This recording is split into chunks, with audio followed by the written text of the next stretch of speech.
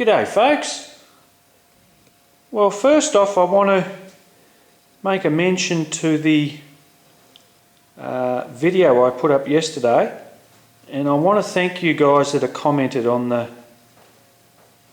and giving me some feedback on it to try and help me out. And you know guys, you rock, you really do. I really appreciate it, and you've given me some great tips.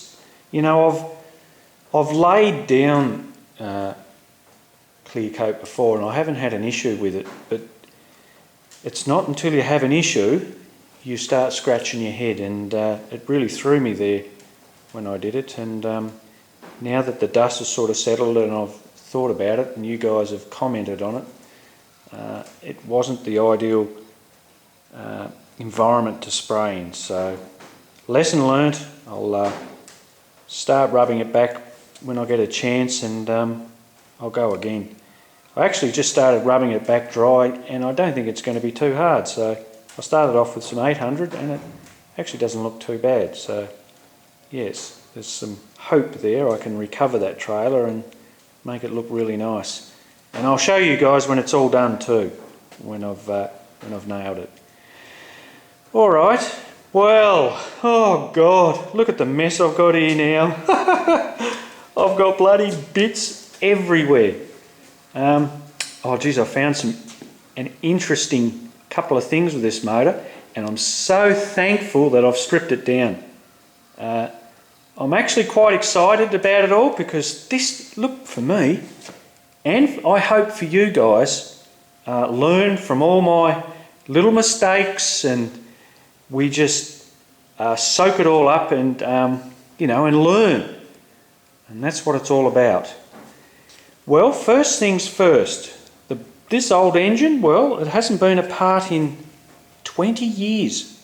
And I was talking to my wife about when we got this, or when I bought this engine, and it was around when my eldest son was around 6 months old. Well, he's 24 in June, so it's a bit more than 20 years. So that's incredible. It's unbelievable. The bores in this are fantastic. There's hardly, well, there's no lipping in the top there where the rings come up and stop. So as far as wear goes, it's fantastic. So as it stands, I've got it sort of stripped down, and I want to sort of move forward on it now. But there was a couple of things I found when I went to pull it apart, and I'll quickly show you guys. It's quite interesting. I had a lot of issues when I first turboed the motor. Now this is my old test engine, and I want to show you guys that I know number one cylinder causes a lot of issues. Here it is. And I popped a few head gaskets along the way learning, and I had fueling issues, and yes, so and I hadn't popped a gasket like in a long time, but I did run this engine really hot down at the track a few times, and I'm talking around 250 degrees, you know, Fahrenheit, on sort of 12 pound.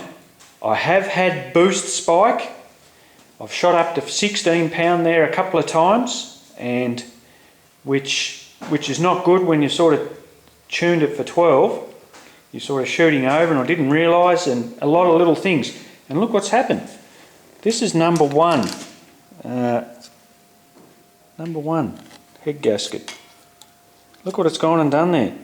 It's elongated the gasket, and you can see here see how it's started, and that's where it blows. That's 3 times it's done it to me. And yeah, it's a combination, guys, of just temps creeping in, over boosting, can't control your boost, and fueling issues. Well, now I've corrected it all. I've got it all sort of sorted. So yes, so when we screw this back together, we're going to, you know, I've got the cooling issues sorted out and all that, so, and the fueling and timing and everything, so we should be pretty much good to go. But there's something else, guys. It's not just the head gaskets. of one of my soldiers has played up on me. Can you see that in the camera? Guys, look at it. She's got a bit of a whoopee in it. Now that's a sloppy mechanics trait. He tends to do that, but it's only on the one piston. I think it's number, I'll just show you there, number 3. So yes, we've got a dodgy soldier. So I've got heaps of spare rods, so I'm going to swap one over and we'll go from there. The rest of the rods, everything looks fine. The rings look fantastic. No sign of detonation. And I reckon it was when I had, I reckon I've done that. That's been done like that for a long time. Around 4 years I reckon, and it's just been soldering away. Because I did have a lot of issues and put a lot of stress on that engine, and I reckon that's when I've had the trouble. So, very confident to run on at least 12 pound with these rods. But you know, it's like I said, when things the tune's not right, or fueling issues, or overheating, problems start to arise, and yeah, she lets you know when they're not happy. All right, well that's that for now. Now, here's an interesting little thing, guys, on this other motor. I didn't even realise, you know. See, one of the little oiling mods you can do to improve the block for returning the oil into the pan is there's a fella that he recommends you grind around here, just take off the casting dags. Well, this has all been done. And this is a real surprise to me, because I thought it was just a sort of a standard-ish, you know, just a stocker motor, but it turns out someone's had a bit of a crack at it, or was going to have a bit of a crack at it, and it's been modded down through here too. That's where the oil return as well. It's been cleaned up, and it's actually been cleaned up underneath too, around the bottom of the bores. They've got into it and sort of smoothed it all up. So, interesting, that one. Very interesting. But that's. I'll worry about that another day, that block. So I'm not too fussed about it now. I've sort of got all my mind and head around everything, and I know where I'm going with it all now, and I'm pretty excited. The bearings too. There they are. They all look pretty good. You can see here though, if I get up close, see there, just on those, especially that one, we've had a few caps do a bit of walking, you know, they go like that, and it's been rubbing, and that's where the contact is. But it'll be fine. We'll sort it out, and we'll get that girdle on it, and we'll stud it down a bit tighter than what it was with the sort of bolts, and we'll go from there. I want to check my ring gaps too.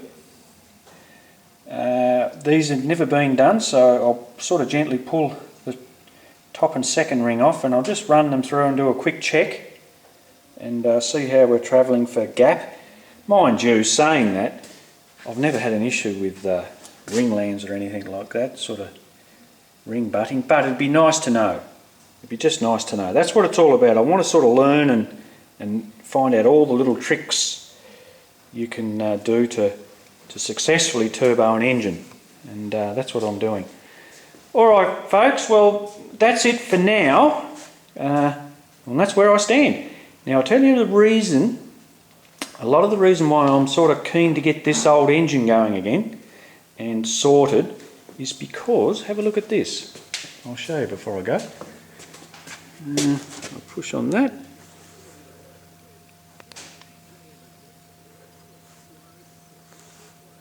Now this is my local track at the south of the state. It's undergoing, and there's a video there of, if you go back a bit guys, you'll see Basketville it's called, and this is where they're doing the big upgrade on the track. Now check that out. What do you reckon? That's brand new surface they're doing on this track. If you have a look at the video, go into it and have a look at a couple of my videos that I've done, and you'll see how rough it is around there. Well, this is happening as we speak. Started on it yesterday, and look at that. Oh, that's why I'm keen to get a engine back in that car. So I'm really keen sort of in the next few months to go down and test this track out, because it looks incredible. I'm so wrapped with it. So there you go, guys. That's why I'm sort of fairly pumped. Alright folks, well, I'll put some update vids up as soon as I get a chance, and yes, we're on the move forward. I'll get that converter sorted this week. I'll pull that out, and if there's anything worth looking at, I'll throw it up and show you guys. But yes. Alright, well, that's it for now, guys. I'll catch you later.